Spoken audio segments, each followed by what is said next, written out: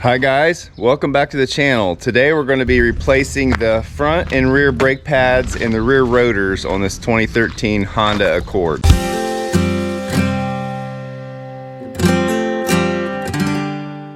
Alright, these are the front brakes here, and they're larger than the rear brakes. And these are the wrong rotors. So I'm doing this for a young man that this is his first car that he's ever owned. So at some point this little indicator here was probably scraping and they just assumed it was just squeaky or noisy brakes and went ahead and wore this all the way down to the metal. So one of the rear rotors is grinding metal to metal. So we're gonna have to replace both rear rotors. You always wanna do them in pairs. So I got somebody picking up the right rotors. We're gonna go ahead and do the front brakes first while we're waiting on those, and then we'll be doing the rears.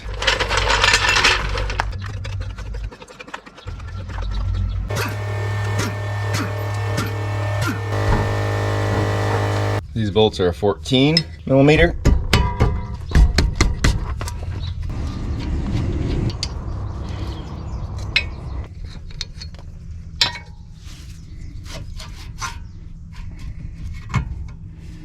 There's our caliper.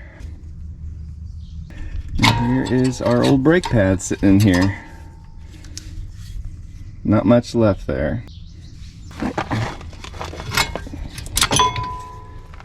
That's why we're doing the fronts too, because they were really wore. All right, now we just take these clips out because we'll get new ones. Have to use a little screwdriver to get these out. And while we're taking these apart, we're going to pay close attention to how they look so that we make sure if there's a difference from right to left or top and bottom, that we get them back in the correct way. So we're going to find one that matches that right away and put the new one in. So that's that one.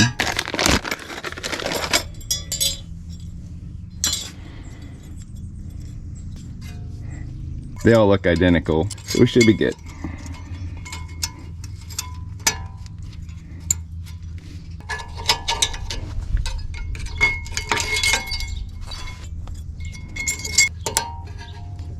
Okay, there is a difference in the inside and the outside. So we'll have to compare here and see which ones go where. So this is the one that was next to the caliper. So the one with the indicator goes in the back. So this will go in the back. And this will go in the front.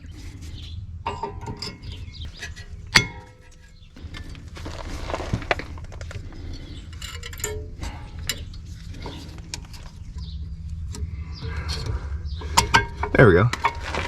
So it's not holding my tongue right.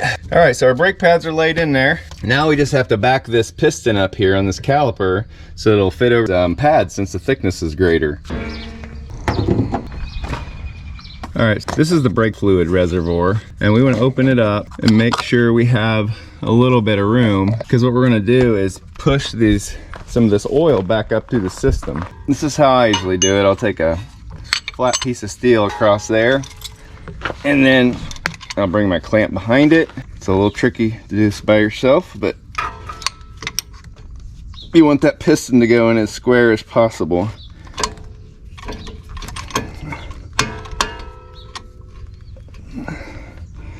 So we're just squeezing it back in.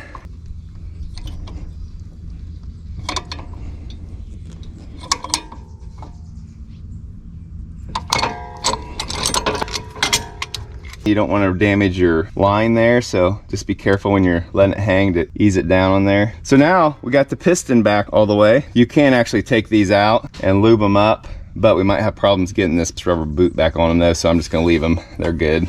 They're moving real nice. So we're just going to put this back in where it belongs and put our bolts back in.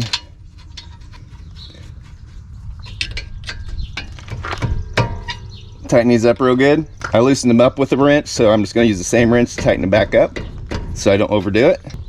Here we go. This one side done. We're going to go do this side now. So you see the oil level went up here from pushing that caliper back in. So if we do the other side, we're gonna end up overflowing this. So I actually have a turkey baster. You can use like a large syringe without a needle or something like that to suck this out. So I'm just gonna take some of it out so I don't overflow it.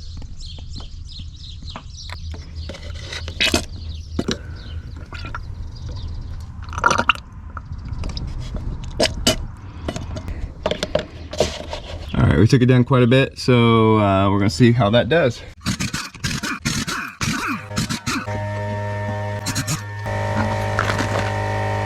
Crack our bolts loose on the back.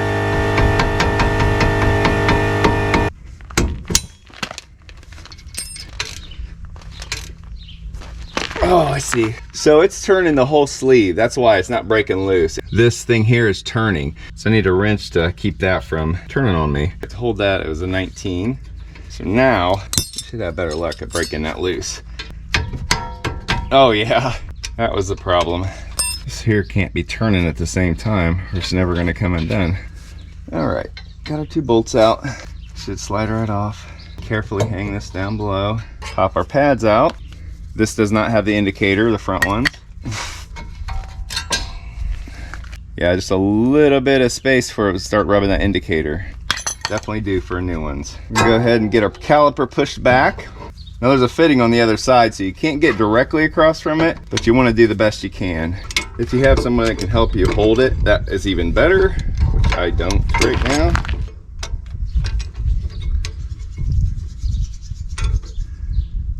Pushing it back, which should be raising the oil level in the reservoir.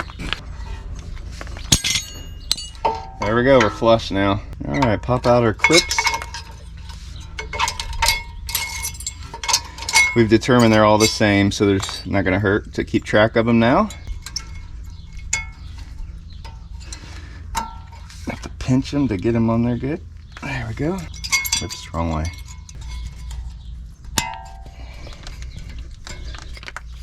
All right, the pad with the indicator goes in the back.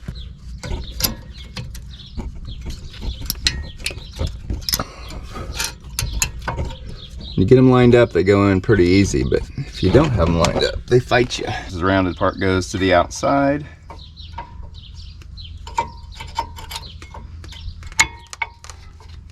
You have to push in these things here sometimes to get it to fit back on. All right, put our bolts back in. Tighten them up.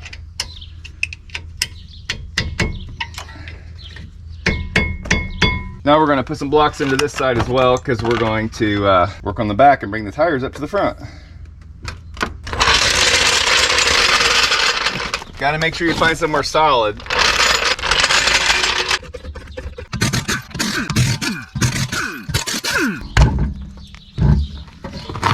All right, it's the same process initially. We're gonna loosen the caliper up, take it off, but we have to go one more step on this one because we gotta get this rotor off because the other side is really grooved. So we're gonna have to take the caliper bracket off, which is out here, which is a couple extra bolts back here. So we're gonna start with the first part. These are different size back here, maybe 12s. Yeah, the bolts back here are 12s. This is a smaller caliper, smaller brake pad, smaller rotor, so they went with smaller bolts. Make sure you put your parts in a place where you can find them when you need them. So this one's being a little bit difficult.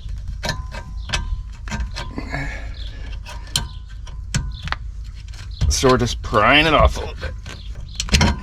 Pop these brake pads out.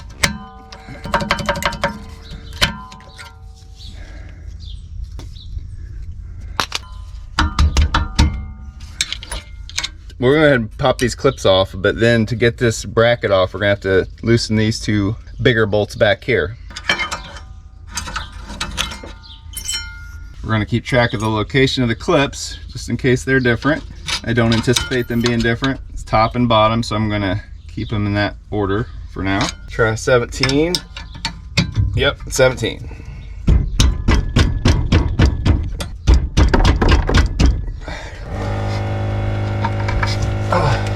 You can see if you don't remove that bracket, you can't get this rotor off. All right, there we go.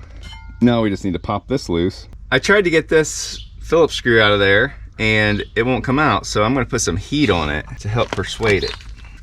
Try this one real quick. Oh, yeah, this one came out.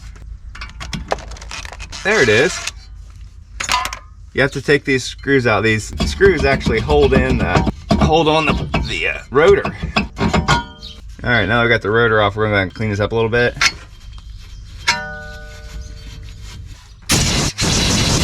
Put a little stuff in these threads. As you can see, there's a huge difference between these 2 rotors, front and back. And these rotors go in a certain way so that those holes line up.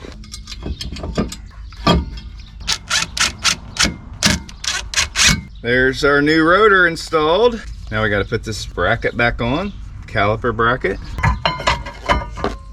It goes in behind like that. 17 millimeter here. All right, got to push back this caliper as well. There's not going to be near as much oil because it's not as big of a caliper. So I think I can just do it without using a piece of steel.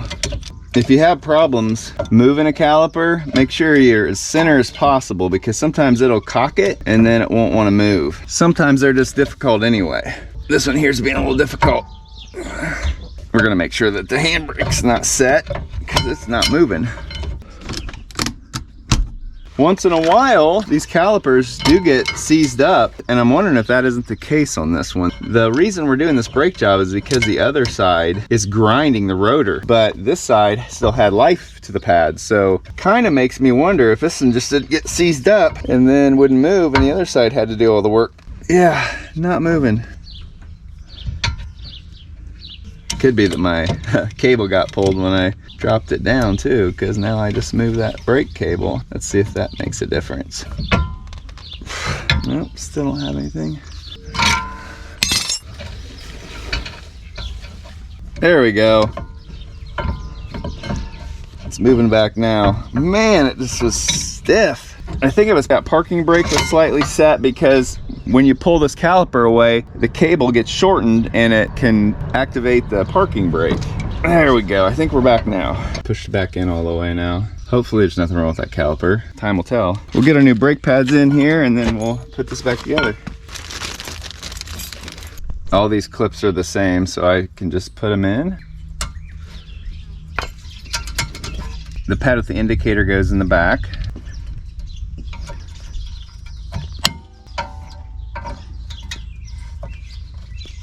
Pads are in. Now I'll put this caliper back on. Just like that. Move our bolts up just a little bit.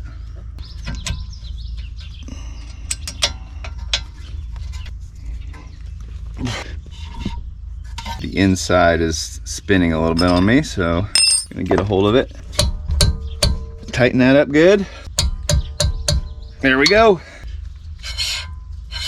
All right, this is the tire from the front coming straight back.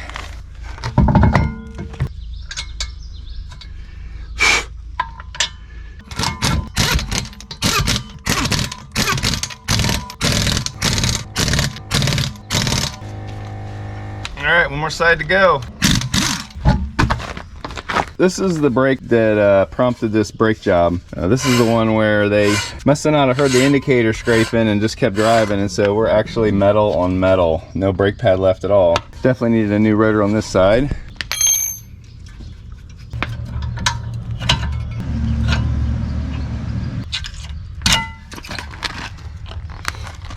Yeah, buddy. Absolutely no pad left. Just a teeny tiny bit left on that one. All right, take the bolts out of this bracket.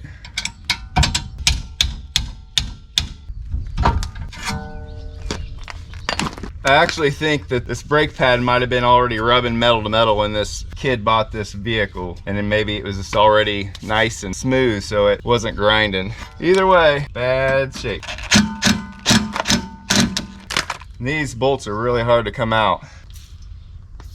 Put a little blaster on there, try to get them loose.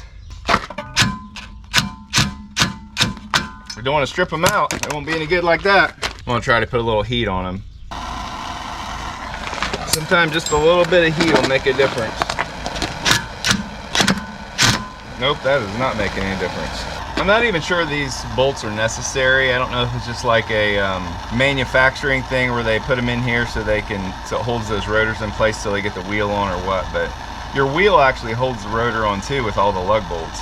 You could probably drill the heads off if you didn't have a torch. Another thing you can do is take a chisel and smack them loose. I'm gonna try that. Okay, like I said, these bolts, these Phillip heads are stuck in here from just time, probably heat and rust and everything. So I'm gonna try to use this pointed chisel to smack it loose. Try to get a bite on the head of it. They are hard, hard, hard. It's just dull on my chisel. I meant to say punch. This is a chisel. So I'm gonna try to get on the edge of this, get a grip on it. I don't know how I got lucky on the other side. Oh, there it goes. You broke it loose. Wow, stripped it out so bad I can't even turn it. I could have used a torch, but I wanted to do this because I know some of you guys definitely will not have an acetylene torch available to you. And I want you all to be able to do this, because this stuff isn't that hard. There we go. Now I probably won't reuse that. I'll have to decide. So let's get this other one out the old-fashioned way. You just get on the side of the screw there and just start digging in. So you're trying to rotate the head. So your angle is important because you want it to be like you're trying to turn it. There we go, popped it loose.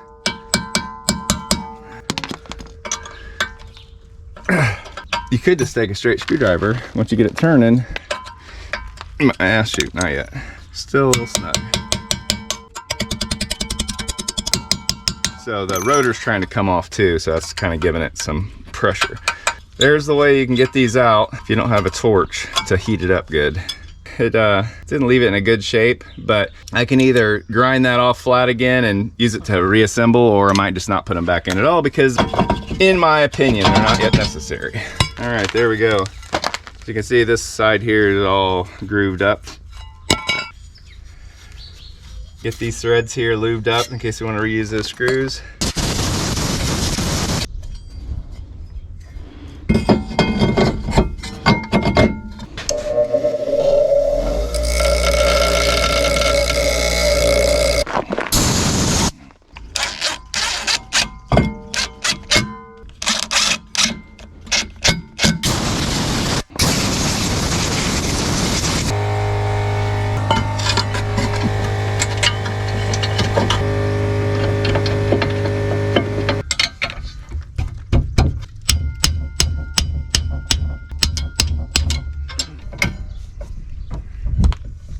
Just checking the level here. I got a little room yet. Probably ought to get some of that oil out of there with my turkey baster. I prefer a syringe, but I can't find a syringe right now. It's a little less messy, but this does work. This particular piston here was out obviously pretty far because the pads are completely worn. Sometimes a little moisture will get inside there around the outside of that piston and will corrode it so it won't move. I've actually had to replace these before because they get deteriorated like that. Hopefully that's not the case here.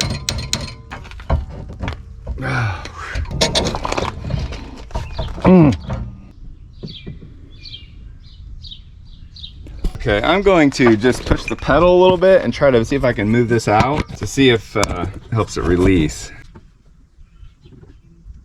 I think that moved it out some, so I'm going to try to push it back now and see if that helped the situation out any. Alright, it's doing nothing but fighting me, so I'm going to try to take this parking brake off to start with. Can't get enough slack there. I'll take this screw out that will release the cable. So this bolt here holds the cable in place. So once we get this bolt out, we should be able to drop the cable down and unhook it so we won't be attached to the parking brake. Yeah. Okay, now that let the cable come all the way forward too. Maybe that's what was holding us back, was it was slightly engaged. Could be enough to cause us problems. We'll try it. Nope, still got problems. So we can unhook this parking brake, hopefully, by just weaseling this cable off of here. There we go. All right, now we're free from the parking brake. All right, let's try it one more time. Nope, we're gonna have to take this off. We're gonna have to take it to the workbench.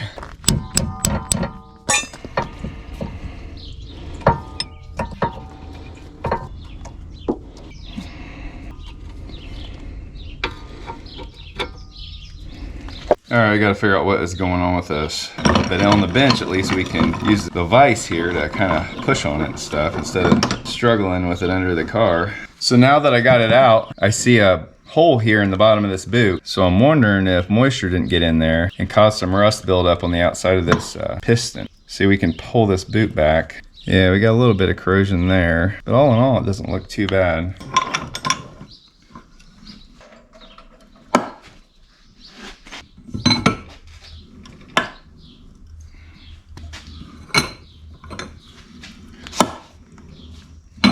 Okay, since we can't figure out what's going on, we're gonna go ahead and take the back of this apart. It seems like it's not releasing the parking brake, possibly. If we get the parking brake out of the equation, then we can see if that's what it is or not.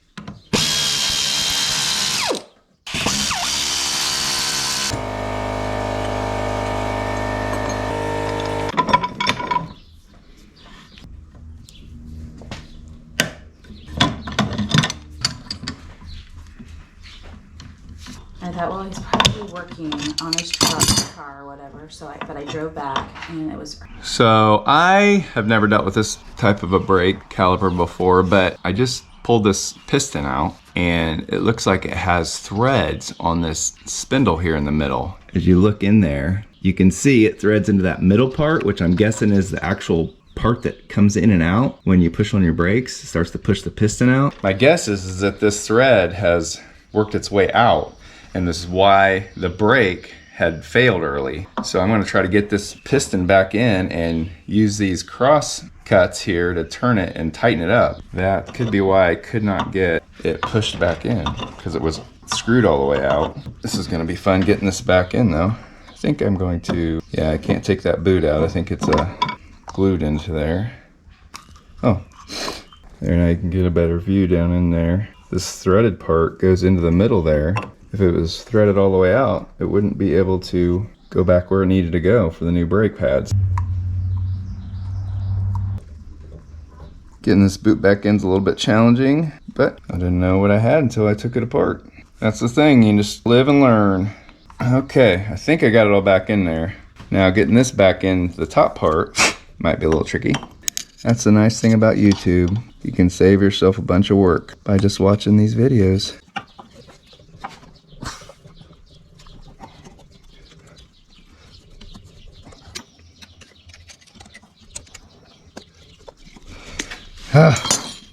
That's no fun, but I think I pretty much got it.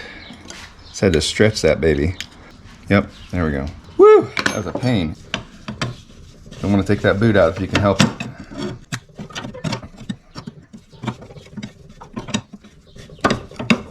Okay.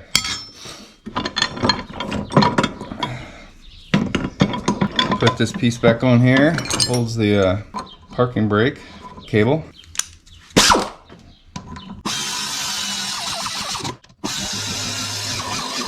We're gonna get this parking brake back together first because it's probably the bigger pain.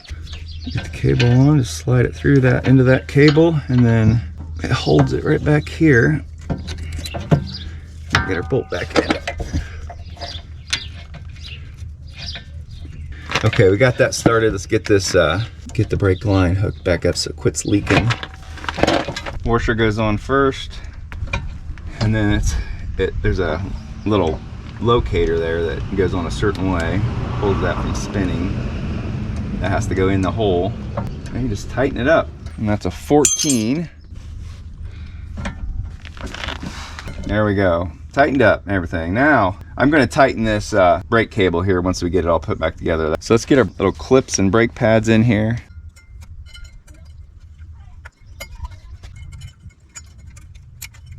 Brake pad with the indicator goes in the back. It helps if you slide them in at the same time, although sometimes it doesn't work that way. Okay, now we're ready to get the caliper back on. Their bolts back in. So my parking brake is causing a little bit of resistance for some reason, so I'm just having a hard time lining up at the bottom bolt. I'll take the top bolt out, give us some more leeway on the bottom. Now I got the bottom good and started, I'm gonna do the top. These are 12 millimeters.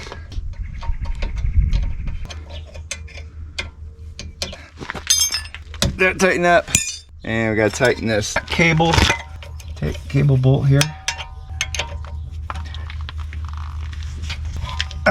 So now our brake fluid is kind of low, so we're gonna add some before we bleed the air out.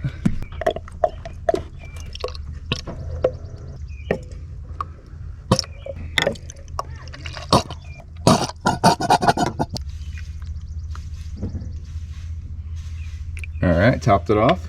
All right, I have some help that's going to push down on the brake as I crack this and let the air out until the oil starts. You ready? Mm-hmm. Go ahead, push down. Up, down, up, down, up, down,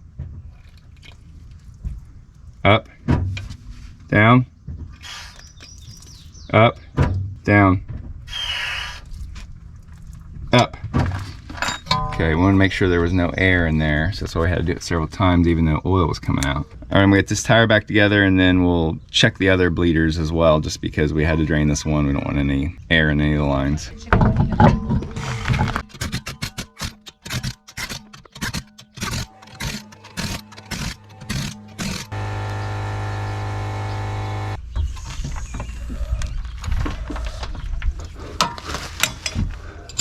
Okay, push down.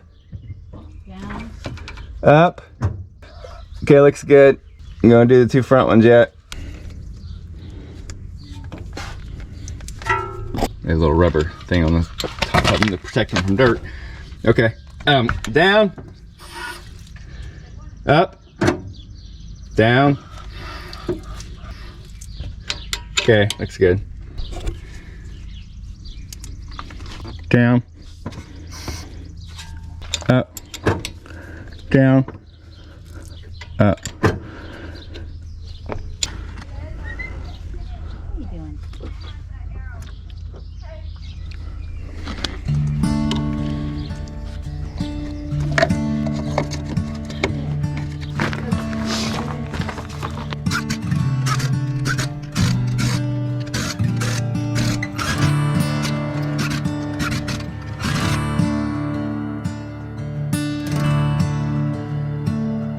Well, that's gonna do it for today, guys. Hope you got something out of this video. Once again, this was a 2013 Honda EXL 2.4 liter. Brake pads all the way around and rear rotors. And we ran into a little bit of a caliper issue there. So until next time, guys, good luck with all your projects.